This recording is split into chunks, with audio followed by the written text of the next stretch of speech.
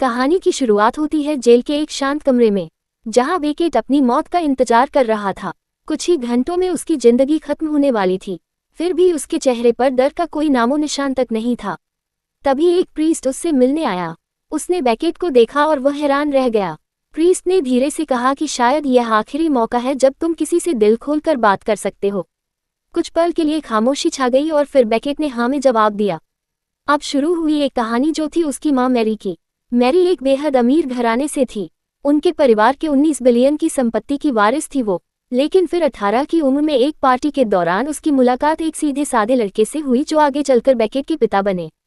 वह लड़का ना तो अमीर था ना कोई खास पहचान, वह तो बस एक बैंड में गाना बजाना करता था। मगर मैरी उसे देखते ही उसकी तरफ खींची चली गई।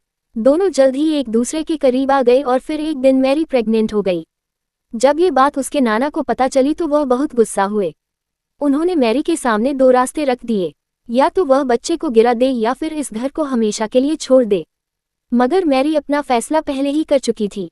उसने सिर्फ अपने बच्चे के लिए सब कुछ छोड़ दिया और वह एक नॉर्मल से इलाके में जाकर रहने लगी। फिर वह दिन आया जब बेकेट पैदा हुआ, लेकिन उस दिन खुशी ज्यादा देर तक टिक नहीं पाई। जैसे ही उसके पिता ने बच्चे को देखा तो उन्हें इतना बड़ा झटका लगा कि उनकी वहीं पर मौत हो गई।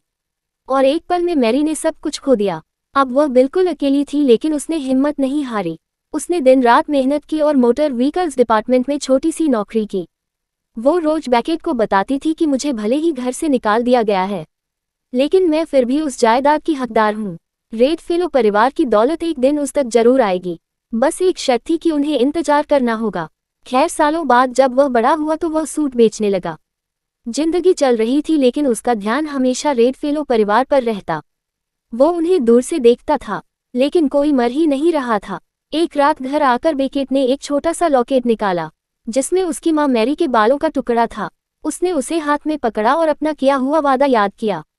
अब उसके सामने 7 लोग थे जो उसके और उसकी दौलत के बीच खड़े थे, और शायद अब वक्त आ गया था कुछ करने का। सबसे पहला नाम था टेलर का।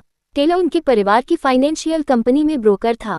उसे ढूंढना मुश्किल नहीं था क्योंकि वह अक्सर शहर के महंगे बाज में मिलता था। बेकेट ने उसे बड़े ध्यान से देखा, लेकिन अपने ही कजन को मार देना यह उसे थोड़ा पागलपन जैसा लगा। इसीलिए उसने इरादा छोड़ने का फैसला किया। लेकिन फिर अगले ही दिन उसे जिंदगी ने एक और बड़ा झटका दिया। ऑफिस में उसके बॉस ने बताया कि बेकेट को अब शिपिंग डिपार्टमेंट में भेजा जा रहा है, क्योंकि सेल्समैन की जगह अब उसके बेटे को मिलेगी।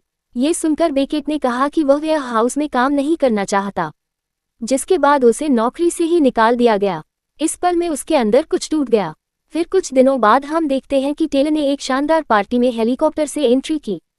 वह हवा में नोट उड़ाता हुआ लोगों पर पैसे बरसा रहा था, और फिर बिना सोचे पूल में कूद गया। पार्टी में घुसना मुश्किल नहीं था, दरवाजे खुले थे, इसलिए बेकेट आसानी से अंदर घुस आया। फिर बेकेट ने देखा कि टेलर जेट स्की लेकर एक यार्ड की तरफ जा रहा है, और उसी पल उसके दिमाग में एक ख्याल आया। वह भी एक जेट स्की पर चढ़कर सीधा उस यार्ड तक पहुंच गया। टेलर ने उसे देखा, लेकिन उसने बेकेट को एक एम्प्लॉय समझ लिया। बेकेट ने पहले ये देखा कि यार्ड पर कोई और तो नहीं था। फिर उसने इंतजार किया जब तक टेलर गहरी नींद में नहीं चला गया। इसके बाद उसने धीरे से एंकर को उठाया और टेलर के पैर से बांध दिया। एक पल के लिए उसके हाथ रुके, लेकिन फिर उसने एंकर को पानी में नीचे फेंक दिया। उसी वक्त टेलर की आंख खुल गई, लेकिन अब बहुत देर हो चुकी थी। एक ही पल में रस्सी उसे घसीटकर समुद्र के अंदर ले गई और धीरे धीरे वह डूबकर मारा गया। जब बेकेट जेट स्की पर वापस लौट रहा था तो उसने महसूस किया कि किसी की जान लेना आसान भी हो सकता है, और उसे एहसास हुआ कि उसके अंदर एक अलग सा रोमांच भर गया था। खैर, कुछ दिन बाद बेकेट टेलर के अंतिम संस्कार में गया। वहां उसकी मुलाकात टेलर के पिता वारेन से हुई। जैसे ही बेकेट ने अपना इंट्रोडक्शन मैरी के बेटे के रूप में दिया तो वारेन का चेहरा बदल गया। उसे देखते ही वारेन हैरानी और पछतावे से भर गया। फिर वो उसे एक ड्रिंक के लिए ले गया। उसने कहा कि मैरी बहुत हिम्मत वाली थी, और उसने सही वक्त पर बेकेट की मदद न करने का अफसोस भी जताया। साथ ही उसे अपने बेटे टेलर की मौत का भी दर्द था। उसे लगता था कि अगर उसके बिगड़ने से पहले उसे थोड़ा रोक दिया होता तो शायद आज ये दिन न देखना पड़ता। फिर वारेन ने बेकेट को अपने ऑफिस में ले जाकर टेलर की जगह नौकरी करने का ऑफर दिया। बेकेट ने खुशी खुशी यह ऑफर एक्सेप्ट कर लिया, और अगले कुछ हफ्तों में बेकेट ने एक नई दुनिया देखी। पैसा कैसे बनता है और कैसे अमीर लोग अपनी दौलत को कंट्रोल करते हैं। उसे समझ आ रहा था कि यह सब एक दिन उसके काम जरूर आएगा। खैर, रेडफेलो परिवार में अब अगला नाम था नोआ का। नोआ एक आर्टिस्ट था। वह अपना ज्यादातर वक्त वीडियोस बनाकर अपने काम के बारे में बात करते हुए गुजारता। बेकेट ने उसकी वीडियोस देखी तो उसे बिल्कुल मजा नहीं आया। वह समझ गया कि नोवा बस एक अमीर लड़का है जिसके पास बहुत फालतू पैसा है। फिर एक शाम बेकेट उसके आर्ट एग्जीबिशन में गया। वो नोवा से उसके एक बहुत बड़े फैन की तरह मिला। जब नोआ उस पर भरोसा करने लगा तब बेकेट ने बताया कि वैसे हम दोनों कजन हैं, पता है। तब नोवा ने उसकी बात सुनने का फैसला किया, लेकिन साथ ही वो गैलरी में इधर उधर घूमकर फोटोज लेता रहा। वो समझदार लगने के चक्कर में ऐसी उलझुल बातें करता था जो शायद उसे खुद भी समझ नहीं आ रही हो। खैर, शो के बाद नोआ बेकेट को अपने घर ले गया, जहां उसने उसे अपनी वर्कशॉप दिखाई। यहीं पर बेकेट की मुलाकात हुई नोआ की खुफिया गर्लफ्रेंड रूथ से। फिर डिनर के दौरान उनकी बातचीत शुरू हुई और धीरे धीरे उनका एक कनेक्शन बन गया। तो उन्होंने महसूस किया कि उनमें काफी कुछ कॉमन है, जैसे पहली बार मिलकर भी एक दूसरे को बड़े अच्छे से समझ रहे हो। फिर जाते वक्त रूथ ने उसे थर्सडे के डिनर पर बुलाया और बेकेट ने तुरंत हाँ कर दी। अब थर्सडे के दिन डिनर टेबल पर सब लोग बिजी थे, लेकिन बेकेट और रूथ के बीच में कुछ और ही चल रहा था। बार बार नजरें मिल रही थी और हर नजर में कुछ एहसास छुपे हुए थे। जब सब लोगों का ध्यान भटका तो बेकेट ने बाथरूम का बहाना बनाया, लेकिन वह सीधा नोआ की वर्कशॉप में चला गया। वहां उसने फोटो डेवलप करने वाले केमिकल्स को उस क्लीनिंग लिक्विड के साथ मिला दिया, जो वह पहले से छुपा कर लाया था, ताकि सब कुछ एक एक्सीडेंट जैसा लगे। उसने लाइट बल्ब तोड़ दिया और जमीन पर एक सिगरेट भी गिरा दी। फिर वह एक कोने में रुककर इंतजार करता रहा जब तक रूथ उससे मिलने नहीं आई, और दोनों ने एक दूसरे को चूम लिया। इसी दौरान नोवा अपनी वर्कशॉप में गया और जैसे ही उसने लाइट ऑन करने की कोशिश की, अचानक टूटे हुए बल्ब से चिंगारी निकली और एक जोरदार धमाका हुआ। सब कुछ एक ही पल में खत्म हो गया और नोआ की मौके पर मौत हो गई। अब फैमिली लाइन में अगला नाम था कसेंड्रा का। न्यूज में वह एक बहुत ही प्यारी औरत के रूप में दिखाई देती। उसने 11 अलग अलग देशों से 11 बच्चे अडॉप्ट किए थे, लेकिन असल में सच कुछ और ही था। घर का सारा काम भी नौकर करते और बच्चों पर भी उसका 1% ध्यान नहीं था। अपने 2 कजिन्स की मौत के बाद कसेंड्रा ने अपने 4 घरों में लेजर सिक्योरिटी सिस्टम लगवा दिया, लेकिन हर ट्यूसडे को वह स्पा के लिए जाती थी, जहां कोई सिक्योरिटी नहीं थी। फिर एक दिन बेकेट स्पा में घुसने में कामयाब हो गया और वहां पर नौकरी करने का नाटक करने लगा। उसने कहा कि मैं फ्री में आपके दांत सफेद कर दूं क्या? तब कसेंड्रा ने बिना सोचे समझे डिवाइस अपने मुंह में रख लिया। असल में बेकेट ने उसके अंदर कार्बोमाइड पेरोक्साइड डाल दिया था, जो दांतों को सफेद करने वाले केमिकल्स जैसा ही होता है, लेकिन होता है जानलेवा। उसी समय उसकी की मौत हो गई और पुलिस ने समझा कि शायद उसने किसी सस्ते प्रोडक्ट का इस्तेमाल किया होगा। खैर, फिर कुछ दिन बाद बेकेट को एक चिट्ठी मिली। उसके नाना ने उसे अपने बंगलों में बुलाया था। आज ही उसकी एंगेजमेंट पार्टी भी थी। बेकेट ने रूथ को फोन करके वादा किया कि वह समय पर पहुंच जाएगा, लेकिन जब वह ऑफिस गया तो वहां जूलिया एक सरप्राइज के साथ उसका इंतजार कर रही थी। उसने बताया कि मैंने एक जासूस को तुम्हारा पीछा करने के लिए रखा था और अब मेरे पास तुम्हारे सारे कत्लों के सबूत हैं। असल में उसे शक तब हुआ जब टेलर डूब गया था, क्योंकि वह तो कॉलेज ही स्विमिंग स्कॉलरशिप पर गया था, इसलिए ऐसा कैसे हो सकता है कि वह डूब के मर जाए। खैर, अब जूलिया ने मांग की कि शाम को 5 बजे तक $3 लाख मेरे पति को दे देना, वरना मैं ये सारी तस्वीरें रूथ को भेज दूंगी। ये सुनते ही ब्रैकेट के पैरों तले जमीन खिसक गई। अब वह तुरंत ऑफिस से भागा और अपने असिस्टेंट से कहा कि मेरे थोड़े बहुत स्टॉक बेच दो।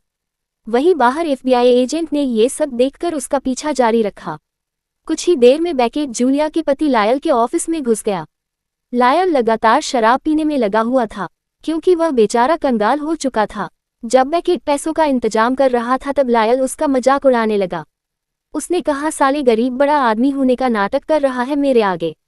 ये सुनकर बेकेट का गुस्सा फूट गया और उसने सीधा चमाट दे मारा। लायल ने वापस हमला करने की कोशिश की, लेकिन वह इतने नशे में था कि खुद को संभाल नहीं पाया। बेकेट ने आसानी से उसे नीचे गिरा दिया। लायल जमीन पर बैठकर बच्चे की तरह रोने लगा। इस सब के बाद बेकेट सीधा रेड फेलो बंगलो पहुंच गया। उसने रूथ को मैसेज करके बताया कि यार मैं लेट हो जाऊंगा, सॉरी। लेकिन मैसेज डिलीवर ही नहीं हुआ। उधर रूथ सब मेहमानों से मिल रही थी और इधर बेकेट अपने नाना से।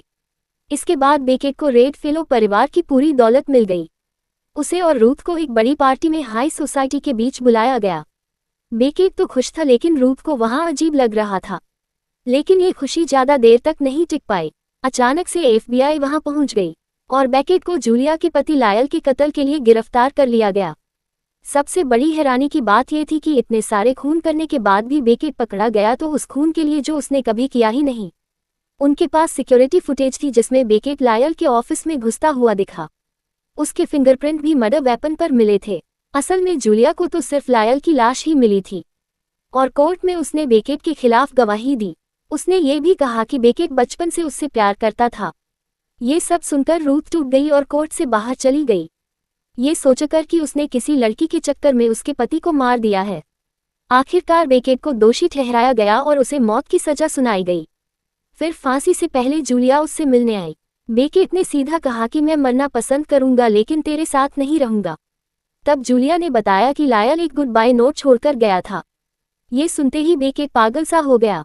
उसने कहा कि पुलिस को क्यों नहीं मिला वह, लेकिन जूलिया ने उसे पुलिस को दिखाने से मना कर दिया। बेकेट ने बेचैन होकर उससे बार बार मिन्नतें की। आखिरकार जूलिया मान गई, लेकिन सिर्फ एक शर्त पर कि रेडफेलो परिवार की पूरी दौलत जूलिया के नाम की जाएगी। फिर जाते वक्त उसने ग्लास को किस किया जैसे एक डील सील हो गई हो। इधर बेकेट ने तुरंत लॉयर्स से पेपर्स मंगवाए और सब कुछ जूलिया के नाम ट्रांसफर कर दिया। फिर उसने एक प्रीस्ट को बुलाया और अब कहानी वहीं पहुंच गई जहां से शुरुआत हुई थी, जहां बेकेट ने प्रीस्ट को ये पूरी कहानी सुनाई थी। उसने कहा कि जूलिया मुझे जल्द ही बाहर निकाल लेगी, इसीलिए मैं शांत हूँ। लेकिन वक्त बीतता गया और कोई खबर नहीं आई। धीरे धीरे बेकेट बेचैन होने लगा। अब प्रीस्ट उसे कहने लगा कि कोई नहीं आने वाला, अपने आखिरी वक्त पर भगवान को याद करो। पर तभी अचानक एक गार्ड आया और उसने बताया कि बेकेट अब आज़ाद है। उधर पुलिस को लायल का छोड़ा हुआ वह नोट मिल गया था और इधर बेकेट जेल से बाहर निकल रहा था। बाहर रूथ उसका इंतजार कर रही थी। उसने बेकेट को उसकी माँ के बालों वाला लॉकेट दिया और बिना कुछ कहे वहां से चली गई। वहीं कुछ दूर जूलिया भी उसका इंतजार कर रही थी। इस बार बेकेट उसके साथ चला गया और कहानी यहीं पर खत्म हुई। मिलते हैं अगले वीडियो में।